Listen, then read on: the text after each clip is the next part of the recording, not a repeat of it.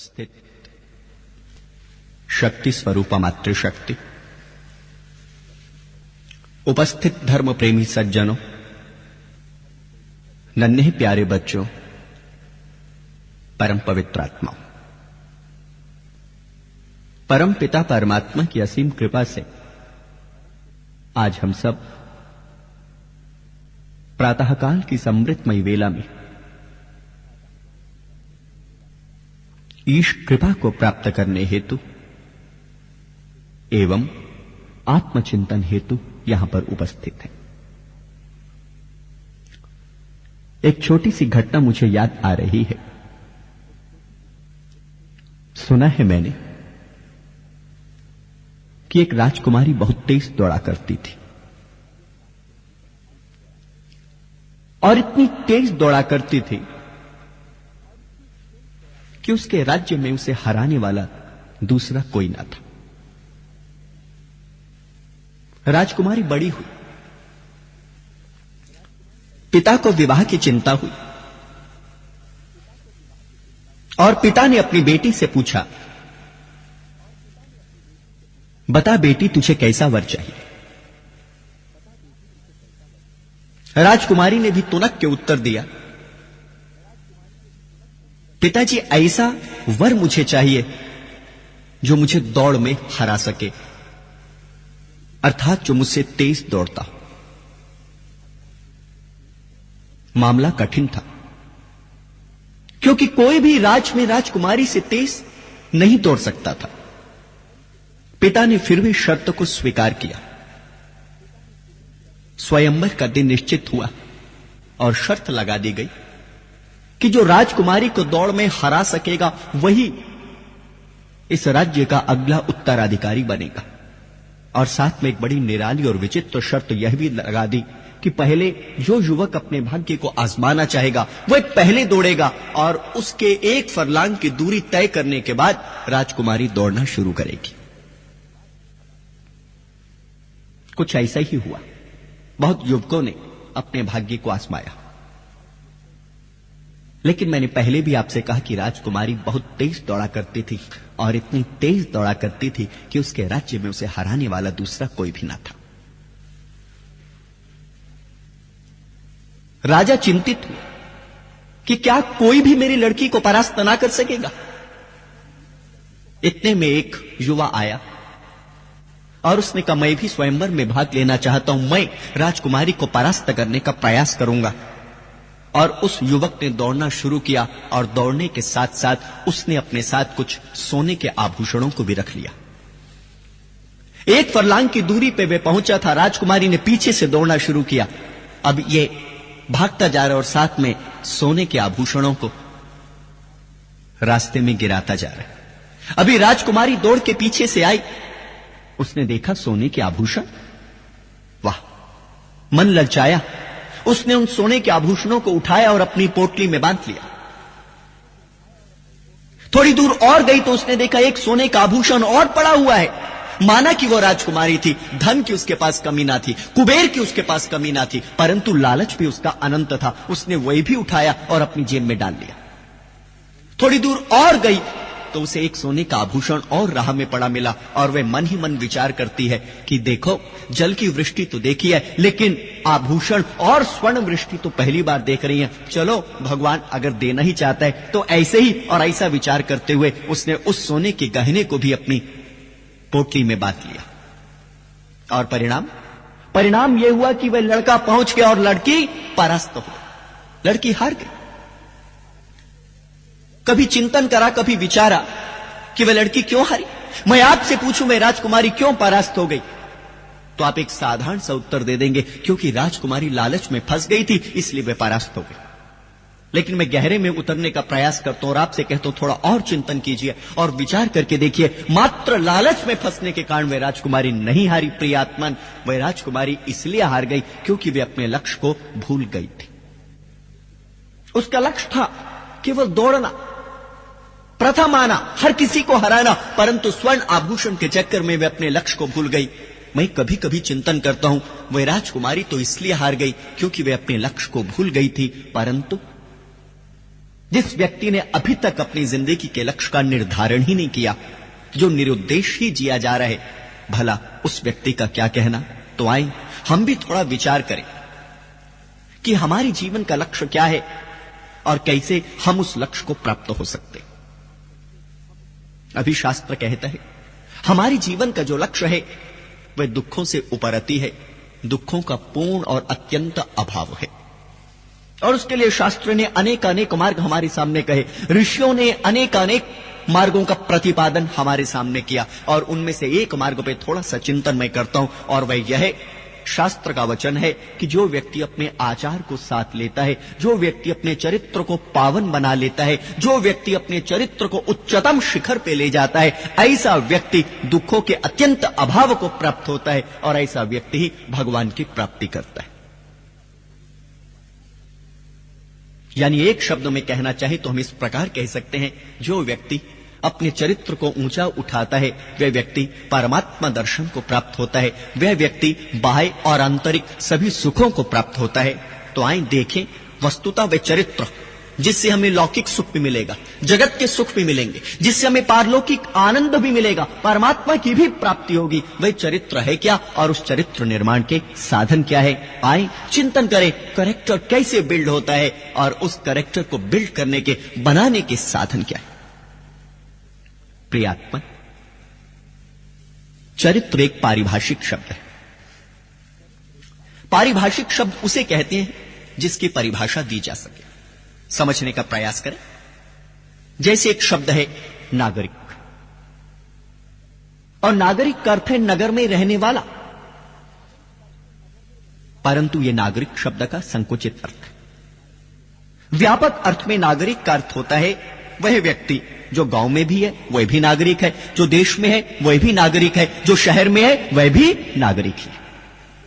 ठीक इसी प्रकार चरित्र शब्द भी संकुचित और व्यापक दोनों अर्थों में प्रयुक्त किया जाता है। संकुचित अर्थ में चरित्र की परिधि, उसकी सीमा यौन से संबंध रखती है।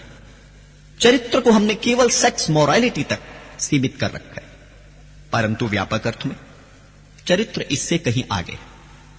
अगर किसी स्त्री के अथवा किसी पुरुष के एक दूसरे के साथ संबंध नहीं है तो हम साधारण अर्थों में कहते हैं कि उस व्यक्ति के चरित्र का पतन हो गया। वो व्यक्ति चरित्र का अच्छा नहीं है, उस व्यक्ति ने अपने कैरेक्टर को खो दिया।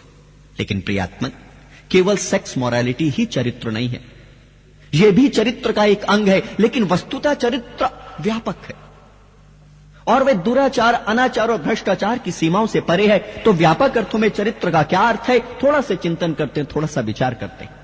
जितना समय है उसी के भीतर विचार करने का प्रयास करेंगे। चरित्र व्यापक अर्थों में क्या है, कुछ बातें मैं आपके सामने कहने जा रहा हूं। सबसे पहली बात, सत्य का आचरण चरित्र है। जो व्यक्ति सत्य का आचरण करते हैं उनके चरित्र का विकास होता है। और ध्यान रहे, सत्य अपने आप में एक अद्भुत शक्ति है। सत्य वह मार्ग है जिस पर चल के साधक ईश प्राप्ति करता है। सत्य के मार्ग पर चलता हुआ साधक सांसारिक सुखों को भी प्राप्त होता है, संसार के धन धान्यों को भी प्राप्त करता है।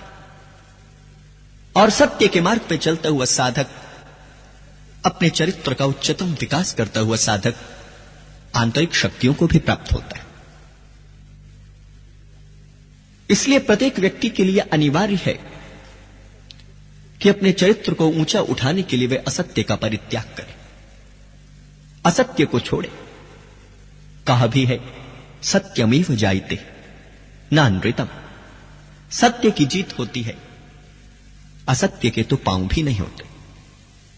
इसलिए उपनिषद के ऋषि ठीक ही प्रार्थना करते हैं, असतो मां सत्गमय, हे ईश्वर हम असत्य से सत्य की ओर चले। देखें कैसे असत्य का परित्याग करने से और सत्य को जीवन में धारण करने से हमें सुख की प्राप्ति होती है। एक राजा का बेटा था और ठीक जैसे राजा के बेटे होते हैं वे भी बिल्कुल वैसा ही था। अभिमान उसमें था, दुनिया भर के व्यसन उसमें थे, और परिणाम क्या हुआ, जीवन गलत मार्ग पे चलने लगा। राजा को चिंता हुई कि यही तो कल राज्य का उत्तराधिकारी बनेगा, यही भावी राजा है। और जब भावी राजा का चरित्र ही ना हो तो वे प्रजा के चरित्र का निर्माण कैसे करेगा? जिसके भीतर स्वयं अनेक दुर्गुण हो, वे दूसरे को सत्पथ पे कैसे ले जा सकेगा? और ऐसा विचार करता हुआ राजा बहुत चिंतित था। अनायास राजा के नगर में कुल पुरोहित का आगमन हुआ। कुल पुरोहित आए, राजा ने उनका यथोचित सत्कार किया और कुल पुरोहित ने राजा से पूछा, राजन, तुम्हारे चेहरे को देख के लगता है कि तुम्हें अनेक प्रकार की चिंताएं हैं। मैं तुम्हारा कुल पुरोहित हूं, कहो तुम्हें किस प्रकार की चिंता है, और अगर संभव हुआ तो मैं उस चिंता का निवारण भी करूंगा। राजा ने कहा, गुरुदेव, चिंता तो केवल इस बात की है, और वह बात यह है कि यह राजकुमार कल राजा बनेगा, और राजा के लिए जो चरित्र होना चाहिए वे मेरे पुत्र यानी इस नगर के राजकुमार के पास वे चरित्र नहीं है। यह शराब भी पीता है, यह वैश्या के यहां भी जाता है, यह जुआ भी खेलता है, पूरे के पूरे चरित्र को इसने खो दिया है। अब आप ही बताइए मैं क्या करूं? राजा ने कहा, ऐसी परिस्थिति में मुझे क्या करना चाहिए गुरुदेव, आप कहें। कुल पुरोहित बोले, ऐसा करना, कल प्रातः संध्या के समय राजकुमार को मेरे पास भेज देना। राजकुमार अगले दिन प्रातः संध्या के समय पहुंचा। संध्या समाप्त हुई थी। राजकुमार ने कुल पुरोहित का दर्शन किया, चरण स्पर्श किया। कुल पुरोहित ने भी आशीर्वाद दिया। राजकुमार की उस कुल पुरोहित में श्रद्धा थी, और कुल पुरोहित ने एक छोटी सी बात कही कि देखो पुत्र, मैं तुमसे कुछ चाहता हूं, क्या दे सकोगे? राजकुमार ने कहा, निसंकोच मांगिए गुरुदेव। धन कहोगे धन दूंगा, नौकर कहोगे नौकर दूंगा, घोड़े सभी का सभी जो मेरे पास है सब का सब आपको देने को तैयार हूं। कुल पुरोहित बुद्धिमान था, उसने कहा, तुम्हारा सब कुछ मुझे नहीं चाहिए, केवल एक बात मैं तुमसे चाहता हूं कि एक छोटी सी बात जो मैं दक्षिणा स्वरूप तुमसे चाहता हूं, और वह यह है कि आज तुम प्रतिज्ञा करो, तुम झूठ यानी असत्य कभी नहीं बोलोगे। उसने कहा, ठीक है गुरुदेव, आज मैं प्रतिज्ञाबद्ध हुआ। मैंने आपको आश्वस्त किया कि मैं आगे से झूठ अर्थात असत्य कभी नहीं बोलूंगा। कुल पुरोहित भी प्रसन्न होकर अपने आश्रम को विदा हो गए। अगले दिन की बात है, जैसे मैंने पहले ही कहा, वह राजकुमार व्यभिचारी रहा, अनेक दुर्गुण उसके भीतर थे, चरित्र नाम की कोई भी वस्तु उसके पास ना थी। हुआ यूं कि वह जाने लगा मदिरालय की तरफ, शराब घर की तरफ, और रास्ते में एक उसका मित्र मिल गया और उसने पूछा, राजकुमार कहां जा रहे हो? अभी राजकुमार ने सोचा, अगर मैं इसे बताता हूं मैं शराब घर की तरफ जा रहा हूं तो प्रतिष्ठा को ठेस लगेगी, बनी बनाई मान मर्यादा टूट जाएगी। वही अभी कुछ कहने को ही था, कुछ झूठ कहने को ही था। अचानक उसके मन के भीतर विचार आया, अरे कल तो मैंने अपने गुरुदेव कुल पुरोहित को वचन दिया है कि मैं झूठ नहीं कहूंगा। और ऐसा विचार करते हुआ वह दबे पांव अपने घर की ओर चल पड़ा। दोपहर का समय हुआ, जुए का समय हुआ, जुआ खेलने के लिए जा रहा था कि एक व्यक्ति फिर मिला और उसने पूछा, राजकुमार कहां जा रहे हो? जहां जा रहे हो हमें भी साथ लेते चलो। अब राजकुमार के मन में फिर वही बात आई कि अगर मैंने इसे बताया कि मैं जुए घर की तरफ जा रहा हूं, जुआ खेलने जा रहा हूं, जुए में कमाए हुआ धन नष्ट करने जा रहा हूं, तो ये क्या सोचेगा? मेरे पिता की प्रतिष्ठा को ठेस लगेगी और मेरी जो इज्जत है वह भी घटेगी, और अगर झूठ बोलता हूं तो दिया गया वचन टूटेगा। और ऐसा विचार करते हुए पुनः अपने घर की ओर चल दिया। अब रात का समय हुआ, वैश्या का विचार उसे आया और दबे पांव मुझे कोई देखे ना, ऐसा विचार करते हुए वैश्या की तरफ जाने लगा। अचानक एक व्यक्ति फिर मिल गया और उसने पूछा, राजकुमार कहां जा रहे हो? प्रतिष्ठा के कारण उसने बतलाया नहीं, झूठ वह बोल नहीं सकता था। पुनः अपने घर की ओर वापस आ गया और धीरे धीरे सत्य की साधना करता हुआ यानी सत्य को स्वीकार करता हुआ वह दुराचार से बच गया, भ्रष्टाचार से बच गया, और उसका चरित्र धीरे धीरे परिपक्व हुआ और ऊंचा उठने लगा। मैंने आपसे सिर्फ इसलिए निवेदन किया वह यह कि अगर हम सत्य को अपने जीवन में धारण करते हैं तो सत्य वस्तुतः चरित्र है और चरित्र निर्माण का एक साधन भी है। तो ये सत्य है क्या जिसका हम इतना गुणगान कर रहे हैं? प्रियात्मन, सत्य का सीधा सा अर्थ है जैसा देखा, जैसा सुना, ठीक वैसा कह देना सत्य कहलाता है। और ऐसा सत्य कहने से मनुष्य का चरित्र ऊंचा होता है। संसार के इतिहास में जितने भी महापुरुष हुए, चाहे वे भारतीय महापुरुष हो, चाहे पाश्चात्य जगत से संबंधित महापुरुष हो, अगर आप उनके जीवन को देखते हैं तो सभी के जीवन के भीतर एक गुण की प्रधानता है। एक गुण तो सभी के जीवन के भीतर मिलता है, और वह गुण क्या है कि सभी ने सत्य का अवलंबन लेते हुए, सत्य का सहारा लेते हुए अपने जीवन का उत्कृष्ट निर्माण किया, अपने चरित्र को बनाया। और आज भी उनके चरित्र की मिसालें दी जाती हैं, आज भी उनके चरित्र के उदाहरण दिए जाते हैं। इसलिए कहा गया कि अगर हम अपने चरित्र को बचा के रखते हैं अथवा चरित्र का निर्माण करते हैं तो हम सर्वप्रिय हो सकते हैं, सबके पूजनीय हो सकते हैं। समय की पाबंदी भी चरित्र है। जो व्यक्ति समय के महत्व को जानता है वह व्यक्ति जीवन में उन्नति करता है। लेकिन आज हम अगर गहराई से देखते हैं तो हम समय का वध करते जा रहे हैं, समय को समाप्त करते जा रहे हैं। जिसको भी देखो बेकार के कार्यों में अपने जीवन को खर्च करता जा रहा है, जीवन के समय को व्यर्थ करता जा रहा है, और इसके कारण अनुशासनहीनता पनपती जा रही है। पश्चिम के एक विद्वान हैमिल्टन ने बहुत सुंदर कहा। वह कहता है अगर कोई आदमी आपके समय की रक्षा नहीं कर सकता तो ऐसा आदमी आपके धन की भी रक्षा नहीं कर सकता। जरा विचार करके देखें, संसार के कार्यों को बनाने में भी अगर हम समय की पाबंदी का पालन नहीं करते तो कोई भी दुर्घटना संभव है। और इसी प्रकार जीवन निर्माण में भी अगर हम समय की पाबंदी का पालन नहीं करते तो हमारे जीवन का निर्माण भी असंभव हो जाएगा। इसलिए समय के पाबंद होते हुए हम अपने चरित्र को ऊंचा उठाने का प्रयास करें। नेपोलियन एक युद्ध को लड़ता था। युद्ध को उसने लड़ा, विरोधियों के दांत खट्टे किए, परास्त कर दिया। और जब किसी से नेपोलियन ने पूछा आपकी विजय का कारण, तब नेपोलियन ने एक स्वर में उत्तर दिया कि मेरी विजय का कारण केवल इतना है कि मैं और मेरे सारे के सारे सैनिक समय के पाबंद हैं। समय के महत्व को स्वीकार करते हो, ठीक उसके अनुरूप ही कार्य करते हैं। और जो मेरा विरोधी था वे केवल इसलिए हार गया क्योंकि 2-4 क्षण की वे चूक कर गया। अगर वे 2-4 क्षण पूर्व मुझ पे हमला कर देता तो मैं हार जाता और वह जीत जाता। तो प्रियात्मन, ये जो समय का पालन है, समय के महत्व को समझना है, यह भी चरित्र है। और चरित्र के अंतर्गत अगली चीज आती है किसी से द्वेष घृणा ना करना। यह बड़ी महत्वपूर्ण बात मैं आपसे कहने जा रहा हूं।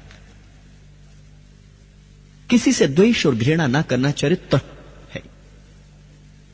मूल रूप में चरित्र है ही इसी का नाम कि हम किसी से द्वेष ना करें, किसी से घृणा ना करें, सबसे परस्पर प्रेम करने का प्रयास करें। और जब आदमी सबसे प्रेम करता है तो यह सर्वविदित सत्य है कि जो सबसे प्रेम करता है सब उससे भी प्रेम करते हैं, और जो सबसे घृणा करता है सब लोग उससे भी घृणा करते हैं। इसलिए हम सब अपने जीवन में प्रेम को पैदा करने का प्रयास करें। प्रेम को पैदा करने से हमारे भीतर चरित्र का विकास होगा, और चरित्र का विकास होने से हम सब के भीतर सुख और शांति का विकास होगा। और यह मान के चलें कि मनुष्य स्वभाव से अल्पज्ञ है। त्रुटियां तो प्रत्येक व्यक्ति के भीतर होती हैं, कमियां तो प्रत्येक व्यक्ति के भीतर होती हैं। हम दूसरे की कमियों पर नजर ना रखें। अगर कभी किसी ने हमारे साथ कोई बुरा भी कर दिया तो उसे क्षमा करने का प्रयास करें और उसके स्थान पर प्रेम करने का प्रयास करें। अन्यथा हम करते क्या हैं? ठीक इससे विपरीत, अगर किसी ने कुछ थोड़ा सा भी कह दिया, गलत कह दिया, या यूं कहें हमारी बनी बनाई प्रतिष्ठा को ठेस पहुंचा दी, तो हम उसके प्रति अपने मन में घृणा के भावों को पैदा कर लेते हैं और प्रेम को विदा कर देते हैं, जिससे हम सुख और शांति से वंचित हो जाते हैं। और एक बात अच्छी तरह ध्यान में रखिएगा, और ध्यान में रखने जैसी बात यह है कि जो व्यक्ति भगवत प्राप्ति चाहते हैं उन व्यक्तियों के लिए बहुत अनिवार्य है कि घृणा को अपने जीवन से दूर रखें और सबसे प्रेम करने का प्रयास करें। अभी मैं एक जगह गया, वहां पे एक संत महापुरुष के दर्शन का सौभाग्य मुझे मिला। अनायास बात करते हुए मैंने उस महापुरुष से पूछा, गुरुदेव आप किस चीज का प्रचार कर रहे हैं जगत में? और उस संत ने 2 टूक शब्दों में कहा, मेरा तो केवल इतना ही प्रचार है कि प्रेम मेरा संदेश है और सबसे प्रेम करो। Love is my mission and love all. बहुत सुंदर बात। प्रेम ही मनुष्य को मनुष्य बनाता है, और उसके भीतर चरित्र का विकास करता है। विनोबा ने गीता का भाष्य करते एक बड़ी सुंदर घटना का उल्लेख किया है कि प्रातः का समय था और विनोबा नित्य प्रति की सैर पे जाया करते थे।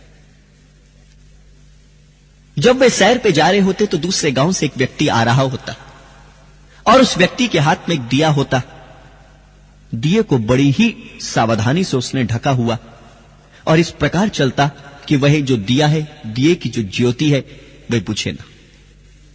विनोबा रोज इसको देखते कि वे आ रहे, विनोबा जा रहे हैं, और नित्य का उसका नियम था और इस नियम को उसने कभी तोड़ा भी ना था। बारिश हो तो वे जाता था, मूसलाधार बारिश क्यों ना हो तो वे जाता था।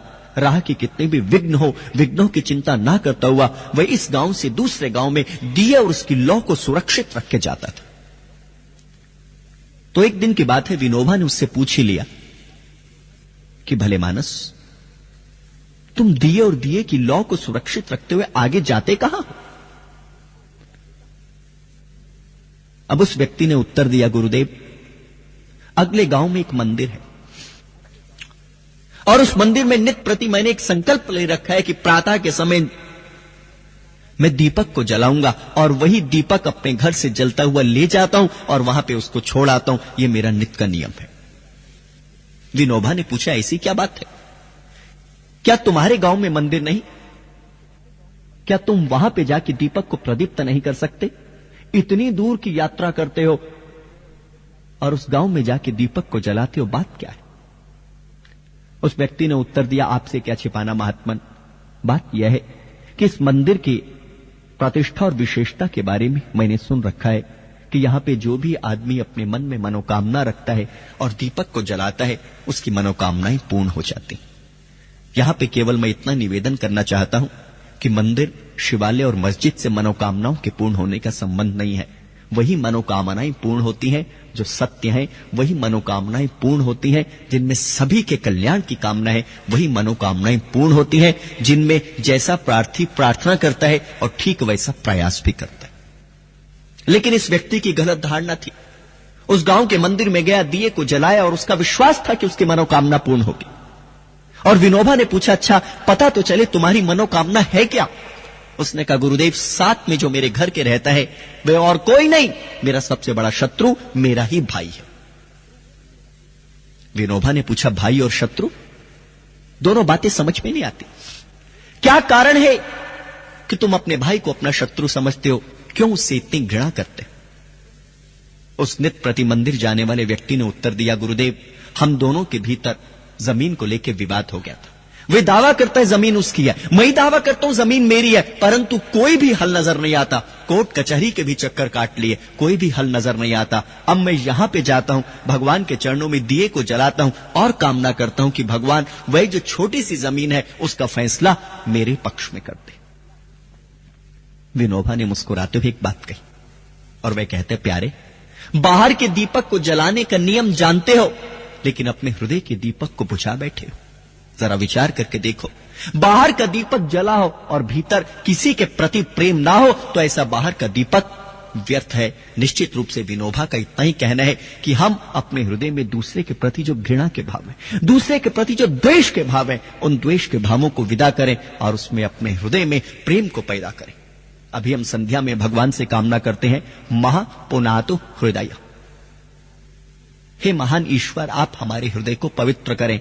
और हृदय पवित्र तभी होता है जब उसके भीतर संकुचित भाव नहीं होते। हृदय पवित्र तभी होता है जब उसके भीतर सबके प्रति प्रेम भाव होता है, सबके प्रति क्षमा का भाव होता है। तो चरित्र वस्तुता घृणा को अपने जीवन से निकालना और उसके स्थान पर प्रेम का निवास है। चरित्र के व्यापक अर्थों की अगर हम गणना करने लगे तो समय कम पड़ जाएगा, परंतु फिर एक और छोटा सा निवेदन चरित्र के विषय में और करना चाहूंगा, और वह यह है कि कृतज्ञता, किसी के किए गए उपकार को मानना भी चरित्र है। प्रियात्मन, संसार में दो तरह के व्यक्ति पाए जाते हैं। एक होते हैं कृतज्ञ, ग्रेटफुल, जो किसी के किए उपकार को माने, और एक होते हैं कृतज्ञ, अनग्रेटफुल, जो किसी के उपकार को ना माने। यूं समझिए, आज मेरा यहां पे प्रवचन है, समय निश्चित हो गया कि प्रातः 7 बजे मुझे भरी सभा में बोलना है। मैं पहुंचा, अपने घर से काफी लंबी दूरी तय करके आया। जैसे ही मैं पहुंचा, आप आए, आपने मुझे प्रणाम किया, अभिवादन किया। मैंने भी आपको अभिवादन किया और उसके पश्चात आपने मुझसे कहा पानी पिएंगे। प्यास बड़ी जोरों से मुझे लगी थी। मैंने कहा ठीक है, आप पानी ले आए। मैंने पानी पिया और पानी पीने के बाद मैंने आपसे कहा कि धन्यवाद, आज पानी पिला के आपने मेरे प्राणों की रक्षा की।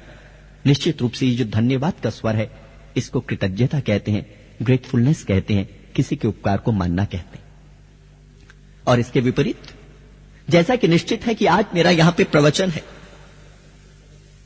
मैं लंबी दूरी तय करते आप तक पहुंचा। आपने अभिवादन किया, मैंने भी अभिवादन किया। आपने प्रणाम किया, मैंने भी प्रणाम किया। आपने पूछा प्यास है क्या, जल लाऊं? मैंने कहा लाओ, प्यास है, जल लाओ। मैंने पानी पिया और पानी पीने के बाद तुरंत मैंने आपको उत्तर दिया। आप क्या समझते हो, अगर तुम मुझे पानी ना पिलाते तो क्या मैं मर जाता? जरा विचार करके देखें, यही अकृतज्ञता है, अनग्रेटफुलनेस है।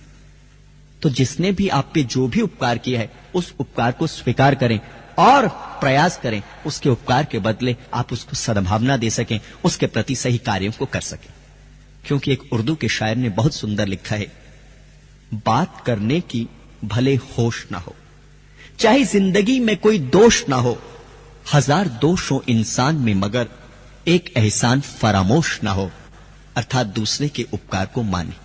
जब आप दूसरे के उपकार को मानते हैं तो आपके भीतर शांति का, आपके भीतर कुछ सद्गुणों का विकास होता है और इन्हीं सद्गुणों के विकास के कारण आप जीवन में आनंद और अमृत की प्राप्ति करते हैं। चरित्र क्या है, इसके विषय में थोड़ा सा संकेत मैंने आपके सामने किया। आइए अब थोड़ा सा निवेदन करें कि कैसे हम इस चरित्र का निर्माण कर सकते हैं। चरित्र निर्माण के अनेकानेक उपाय हैं। उनमें सबसे पहला उपाय है संस्कार। अर्थात अगर कोई मनुष्य अपने चरित्र का निर्माण करना चाहता है तो ऐसा व्यक्ति संस्कारी होना चाहिए, या संस्कार से मनुष्य के चरित्र का निर्माण होता है। और यह संस्कार मां, पिता और आचार्य तथा सद्गुरुओं से हमें प्राप्त होते हैं। शास्त्र का प्रसिद्ध वचन है कि वस्तुतः जब 3 उत्तम शिक्षक, पहली मां, दूसरा पिता और तीसरा आचार्य होवे, तब मनुष्य ज्ञानवान बनता है, तब उसके संस्कारों का निर्माण होता है और ऐसे संस्कारित संतान का ही चरित्र उज्जवल बनता है। मां का दायित्व है बालक के संस्कारों का निर्माण करे, पिता का दायित्व है बालक के संस्कारों का रक्षण करे और आचार्य का दायित्व है कि जो संस्कार मिले हैं, जिनका रक्षण हुआ है, उन्हें सही मार्ग पे ले जाए।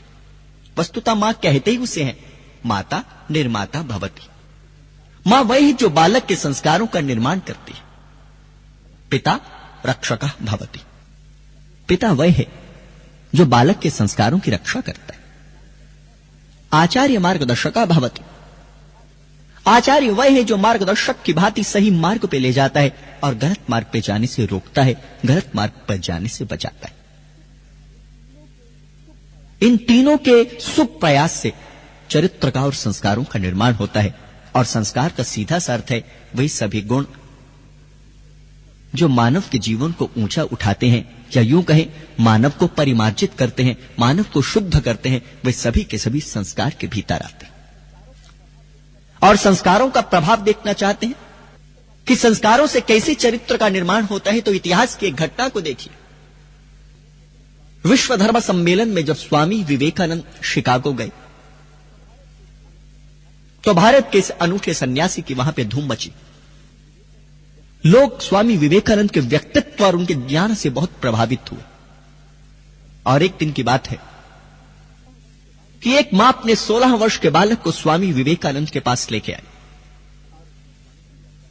और उसने स्वामी जी का चरण स्पर्श करने के पश्चात कहा कि स्वामी जी, ऐसा करें, मेरे इस बालक को अपने जैसा अर्थात विवेकानंद बना दें। स्वामी जी मुस्कुराए और कहने लगी, मां, इच्छा तो तेरी ठीक है, चाह में तो तेरी जरा भी गलती नहीं, लेकिन सुन, विवेकानंद का निर्माण मां के गर्भ में होता है।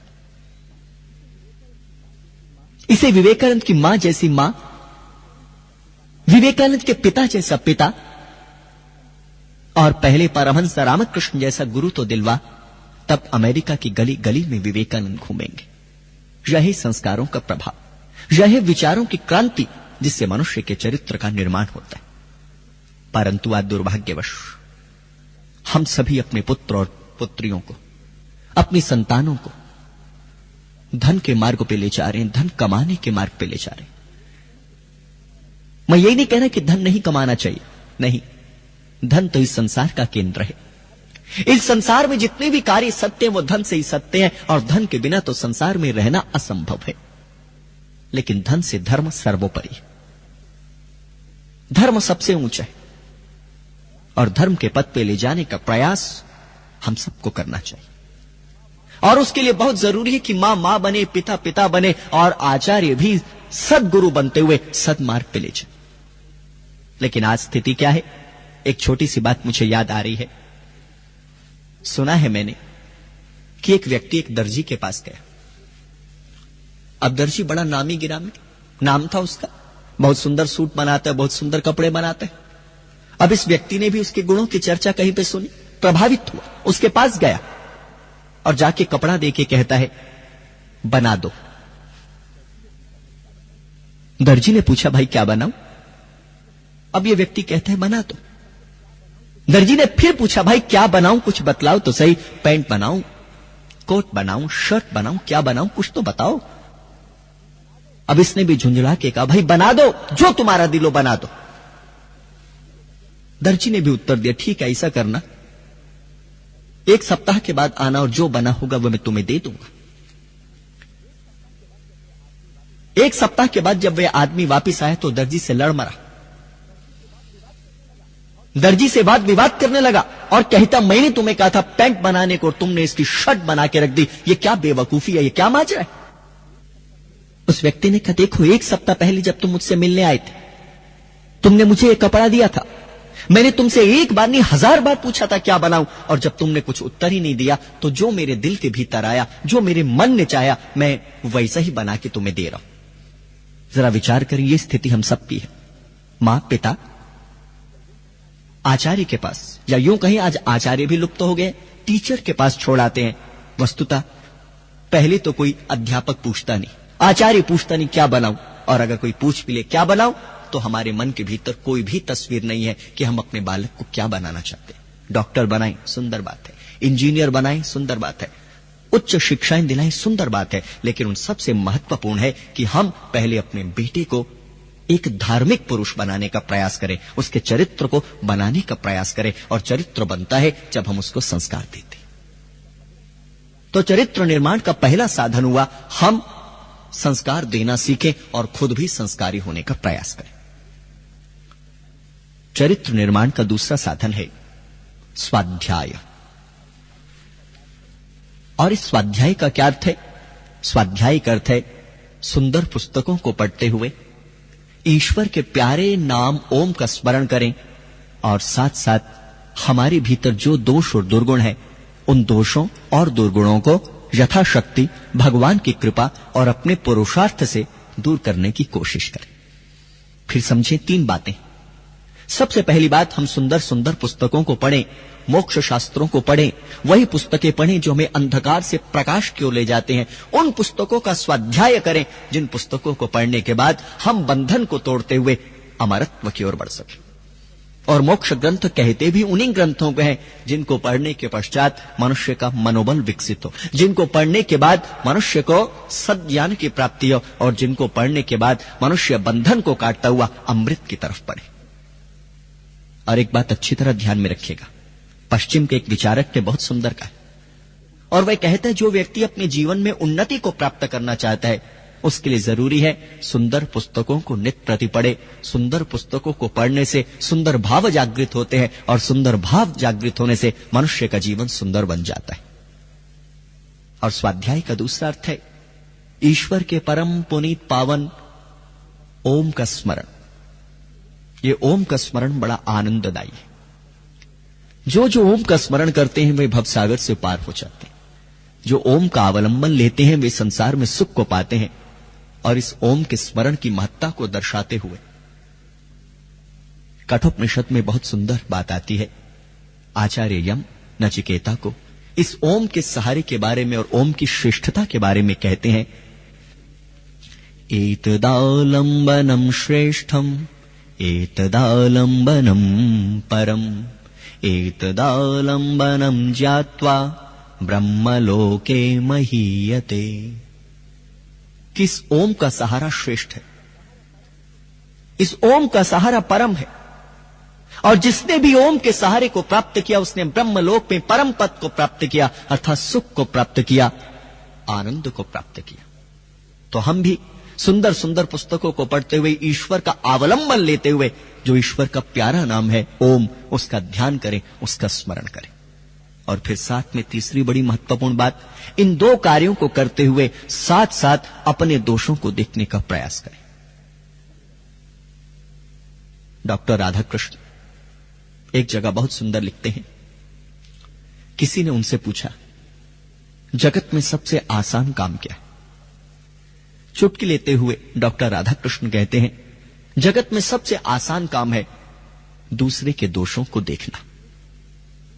और बात भी ठीक है, दूसरे को दोषों को देखने में किसी विशेष योग्यता की आवश्यकता नहीं, अहंकार होना चाहिए, बुरी दृष्टि होनी चाहिए, बस आप दूसरे के दोषों को देखने में लग जाएंगे। लेकिन यह सरल है, और दूसरे के दोषों को देखने से जीवन का निर्माण नहीं होने वाला, चरित्र नहीं पनपेगा, सुख नहीं मिलेगा, शांति ना मिलेगी।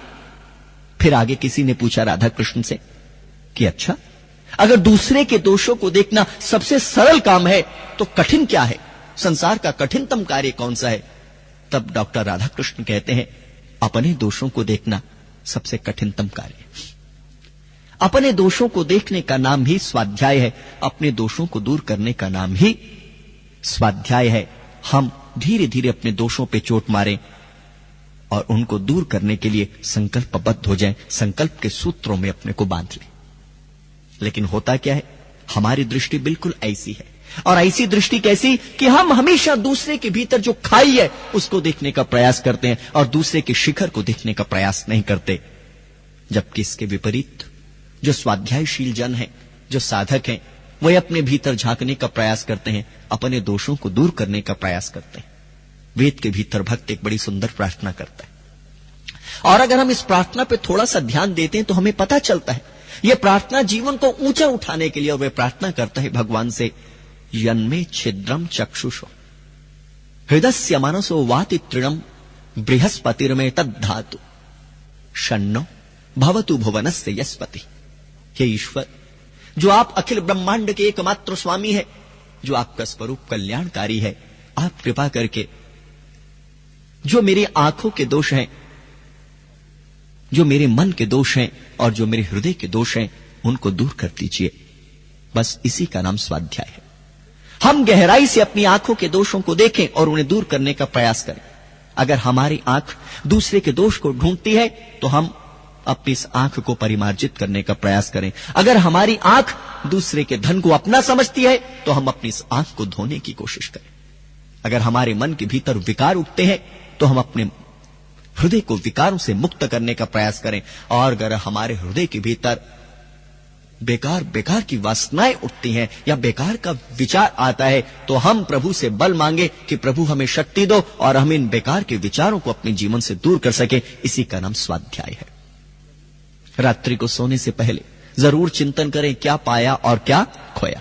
देखें, एक कुशल व्यापारी क्या करता है, सारा दिन व्यापार करता है, लेन देन करता है, लेता भी और देता भी है, और शाम को जब दुकान बंद करने का समय होता है तो दुकान बंद करने से पहले जो दिया है उसको देखता है, जो लिया है उसको देखता है, तुलना करता है क्या पाया और क्या खोया। और अगर प्राप्ति है, कुछ पाया है तो बहुत आनंद से सोता है, और अगर कुछ गवाया है तो चिंता करता है, विचार करता है कि जो गवाया है उसे कैसे पुनः प्राप्त कर सकता हूं। मैं भी आपसे इतना ही कहने जा रहा हूं। सारा दिन दुनिया के कार्यों को करते, सारा दिन श्रम करते हैं, सारा दिन दौड़ते हैं, और रात्रि का जो समय है, विश्राम का समय है, जाने से पूर्व भगवान का धन्यवाद करें कि आपकी कृपा से, आपके द्वारा दिए गए साधनों से आज संसार के सभी कार्यों को हमने ठीक ढंग से किया। और साथ साथ आंख बंद करके विचारे क्या पाया क्या खोया। विचारे सतपथ पे चले कि कुपथ पे चले, विचारे किसी से प्रेम किया, किसी से घृणा की, और विचार करने के बाद, चिंतन करने के बाद अगर सुंदर बातें बढ़ रही हैं तो निश्चिंत होके सो जाइए, और अगर बुरी बातें बढ़ रही है तो संकल्प में बंधिए और एक मन होकर निश्चय कर लीजिए कि मैंने इन बुरी बातों को छोड़ना है, क्योंकि बुराई का चिंतन करने से ही मनुष्य का जीवन बुरा हो जाता है, और इसका नाम है स्वाध्याय। अगर हम स्वाध्याय करेंगे तो हमारे चरित्र का धीरे धीरे विकास होगा और हम सबके प्रिय हो जाएंगे। चरित्र निर्माण का अगला साधन है सन्मित्रम, सुंदर सुंदर मित्र। कहा भी है, a man is known by his company that he keeps. मनुष्य अपनी संगति से ही पहचाना जाता है कि कैसे मित्रों का वे संग करता है। अगर आप अच्छे मित्रों का संग करते हैं तो आपका चरित्र पनपता है, चरित्र बनता है, और अगर आप बुरे मित्रों का संग करते हैं तो आपका चरित्र बिगड़ता है। इतिहास इस बात का प्रमाण है कि भगवान श्री राम का संग करने से विभीषण तर गए, भगवान कृष्ण का संग करने से अर्जुन तर गए, और जबकि शकुनी, दुशासन, कर्ण आदि के संग से दुर्योधन का विवेक नष्ट हुआ और वह स्वयं भी तथा उसके साथ पूरे के पूरे कुल का भी नाश हो गया। इसलिए जहां तक हो सके मैत्री सोच समझ के करनी चाहिए, क्योंकि मैत्री मनुष्य का निर्माण करती। चरित्र निर्माण के लिए बड़ा महत्वपूर्ण है कि हम सोच समझ के अपने मित्रों को धारण करें। और शास्त्र कहता है, मित्र कहते उसे हैं जो दुर्गुण से रक्षा करता है, जो बुरे मार्ग से अपने मित्र को बचाता है, और इसके विपरीत जो बुरे मार्ग पे ले जाए, दुर्गुणों की ओर ले जाए, वो मित्र नहीं हो सकता, वे कभी भी जीवन का कल्याण नहीं कर सकता। भगवान कृष्ण ने सुदामा के बाहरी अभावों को दूर किया। जरा विचार करके देखिए, मित्र जहां बाहरी अभावों को दूर करता है वहां भीतर के अभावों को भी दूर करता है। जैसे भगवान कृष्ण ने सुदामा के अभावों को दूर किया और उसे भीतर का संतोष और शांति दी, ठीक इसी प्रकार मित्र एक दूसरे के दोषों को दूर करते हुए उसको भीतर का सुख और शांति प्रदान करते हैं। चरित्र निर्माण का अगला साधन है सत्संग। प्रियात्मन, सत्संग के विषय में तो जितना भी कहा जाए कम है। सत्संग तो अपने आप में एक रामबाण है, एक ऐसी औषधि है जिसको खा लेने के बाद सभी के सभी दोषों का अपने आप निवारण हो जाता है। अगर सत्संग का प्रभाव देखना चाहते हैं तो इतिहास को देखिए कि कैसे सत्पुरुष का संग करने से बुरे व्यक्ति भी सन्मार्ग की ओर चल पड़े, बुरे से बुरे व्यक्तियों का जीवन भी बदल गया। इसलिए कवि ने बहुत सुंदर लिखा। वह लिखता है, अपने रंग में रंगने वाले केवल हैं दो रंग, एक कुसंग कहा था जग में, दूसरा है सत्संग। सत्संगत के रंग में जो रंगा गया एक बार, उसको अपने रंग में रंग न सके संसार। इसलिए जीवन के इन अनमोल क्षणों में कुछ ऐसा समय निकालिए जब आप सत्संग कर सके। सत्संग से मनुष्य के जीवन का उत्थान होता है, सत्संग से मनुष्य दोषों को छोड़ता और सत्संग से जो जीवन का परम लक्ष्य है उसकी प्राप्ति होती। लेकिन आज हैरानी की बात है, हमारे पास दुनिया के सभी कार्यों के लिए समय है, धन के लिए समय है, बाजार के लिए समय है, व्यापार के लिए समय है, परंतु जिस चीज से जीवन का निर्माण होता है, या यूं कहें जो जीवन की सबसे महत्वपूर्ण चीज है सत्संग, उसी के लिए हमारे पास समय नहीं। एक कवि ने बड़ी सुंदर कल्पना शक्ति का सहारा लेते हुए समझाने का प्रयास किया, और वह लिखता है, सत्संग परम धाम है, सत्संग सर्वस्व है, सत्संग से परमात्मा की प्राप्ति होती है, सुविचार मनुष्य के मन में आते हैं और मनुष्य जीवन के परम लक्ष्य को प्राप्त होता है। वह लिखता है कि एक बच्चा संसार में जन्मा, पैदा हुआ, और जब वह बच्चा पैदा हुआ तो आकाश से देवदूत उतरे और उस फरिश्ते ने बच्चे से कहा कि पुत्र, तुझे पता है कि भगवान ने यह तन क्यों दिया है? नन्हे से शिशु ने अनजाने भाव से सिर को हिलाया और वह कहता नहीं पता। फरिश्ता बोलता है, भगवान ने यह तन इसलिए दिया है कि संसार के सभी कार्यों को करते हुए सत्संग के द्वारा हम ईश्वर को प्राप्त कर सके। शिशु ने कहा बहुत अच्छा। तो फरिश्ते ने पूछा, अच्छा ये बताओ फिर कब चलोगे मेरे साथ? कब करोगे सत्संग, कब करोगे प्रभु का स्मरण? शिशु ने कहा, अभी अभी तो संसार में आया हूं, अभी दिन ही कितने हुए, अभी तो लड़कपन विदा नहीं हुआ, अभी तो 2-4 ही दिन मुझे संसार में आए हुए। ऐसा करना, जब मैं जवान हो जाऊंगा, कौमार्य को प्राप्त करूंगा, तब तुम मेरे पास आना, कहना, तब मैं तुम्हारी बात को जरूर सुनूंगा और तुम्हारे साथ सत्संग वाली डगर पे चलूंगा। इतना कह के फरिश्ता चला गया। समय बीता, वही शिशु जवान हुआ, किशोर अवस्था को प्राप्त हुआ। फरिश्ता फिर वापस धरती पे आया और उसने बच्चे को कहा कि याद है 15 साल पहले तूने मुझे आश्वासन दिया था कि जब तू युवा हो जाएगा तब मेरे साथ सत्संग वाली डगर पे चलेगा, भगवान का ध्यान करेगा, सत्संग करेगा। अब मैं आ गया हूं और यही सही समय है मेरे प्यारे सत्संग में जाने का, यही सही समय है अपनी आंतरिक शक्तियों के जागरण का। महाभारत में ऋषि व्यास लिखते हैं, युवैव धर्मशीला स्यात्। हे संसार के प्राणियों सुनो, सत्संग में जाने का, प्रभु के स्मरण का जो सर्वोत्तम समय है वह जवानी का समय। और एक कवि भी बहुत सुंदर लिखता है, remember the creator in the days of youth so that evil days may come not. अगर उस परमात्मा को जवानी के दिनों में याद कर लिया, सत्संग कर लिया, तो बुरे दिन नहीं आएंगे। और ऐसी बात कहते हुए फरिश्ते ने उस बच्चे से कहा, चल।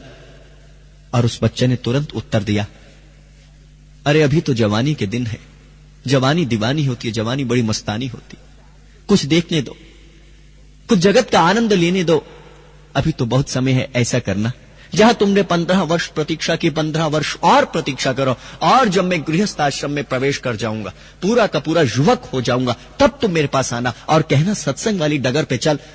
तो मैं तुम्हें आश्वस्त करता हूं, मैं तुम्हारे साथ जरूर चलूंगा, तुम्हें निराश न करूंगा। फरिश्ते ने मन मन मुस्कान के साथ आश्वासन स्वीकार किया। 15 वर्ष बीते, वह छोटा सा शिशु आज अनेक शिशुओं का पिता हो गया। उसके आंगन में भी अनेक बच्चे खेल रहे हैं, बच्चियां खेल रही है और उसकी फुलवारी जगमगा रही है, लेकिन साथ साथ संसार की जिम्मेवारी भी उस पर बहुत आ गई।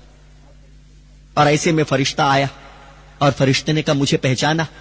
अनमने मन से इस शिशु ने, जो आज बहुत बड़ा हो चुका है, हां में उत्तर दिया कि मैंने तुम्हें पहचाना। तो देवदूत ने कहा, जब पहचान ही लिया फिर क्या शर्माना, आओ चलो मेरे साथ सत्संग वाली डगर पे, आओ धार्मिक बनने का प्रयास करो। तो ये शिशु क्या उत्तर देता है? एक ही बात कहता है कि देखो, पहले मैं अकेला था, जवानी का आनंद लिया, और आज मां की जिम्मेवारी मुझ पे, पिता की जिम्मेवारी मुझ पे, मेरी अर्धांगिनी पत्नी की जिम्मेवारी मुझ पे है, बच्चों का दायित्व मुझ पे है। अगर मैं इस समय तुम्हारे साथ चला गया तो भला इन सब के दायित्वों को कैसे निभाऊंगा? ऐसा करो, हाथ जोड़ के विनम्र निवेदन करता हूं, थोड़ा और समय मुझे दे दो, 15-20 बरस साल और मुझे दे दो। फरिश्ते ने स्वीकार किया, दिया, तुम्हें समय दिया, लेकिन इससे अधिक और मैं प्रतीक्षा ना करूंगा। अगली बार जब आऊंगा तो तुम चलना मेरे साथ। इस युवक ने भी हां में सिर हिला दिया, ठीक है चलूंगा। 20 बरस और बीते और ये जो कल तक का शिशु था, आजकल इसकी क्या अवस्था हो गई है, कमर झुक गई है, आंख में मोतियाबिंद का रोग हो गया, कान में पूरा सुनाई नहीं पड़ता, जबान भी लटक गई है, शरीर भी लटक गया, चेहरे पे झुर्रियां पड़ गई है, चेहरे का सारा ओज तेज सब का सब विदा हो गया, और बिल्कुल ऐसे है जिसे मरणासन, अभी मरा कभी मरा कुछ भी ना पता। और ऐसे में फरिश्ता आया। पहले तो पहचानने में बड़ा समय लगा कि कल का जो शिशु था, उसकी जो निर्दोषता थी वे कहां खो गई, उसका जो सरलपन था वे कहां चला गया, और आज का ये बूढ़ा, ये वृद्ध, जिसको आंखों से दिखाई नहीं पड़ता, कानों से सुनाई नहीं पड़ता, लेकिन फिर भी फरिश्ते ने पहचाना और बड़ी धीमी आवाज में उससे कहा, चले, अब गरज कर। ये व्यक्ति जो कल जवान था आज बूढ़ा हो गया, कल मर भी जाएगा। चिल्लाते हुए कहता है, तुम्हें और कोई नहीं मिला क्या? जब से पैदा हुआ मेरे ही पीछे पड़े हुए। जरा विचार करके देखिए प्रियात्मन, हम सबके साथ चाहिए, बारंबार हमें संत पुरुष जगा रहे, वेदवाणी जगा रहे, सभी के सभी जगा रहे कि सत्संग परम है, सत्संग इज द अल्टीमेट, वही परम धाम है, वही मुक्ति का द्वार है। लेकिन हम हैं संसार की विषय वासनाओं में खोए हुए, संसार के गोरख धंधों में खोए, संसार को ही महत्व दिए जा रहे हैं और करतार को बिसारते जा रहे हैं। और इस बात को आप अच्छी तरह ध्यान में रखिएगा, महत्वपूर्ण क्या है? महत्वपूर्ण यह है कि हम संसार बनाते हुए कर्तार यानी भगवान को ना भूलें। और जो व्यक्ति संसार का निर्माण करते हुए भगवान को भूल जाते हैं, ऐसे व्यक्ति जीवन में अनंत अनंत दुखों को प्राप्त होते हैं।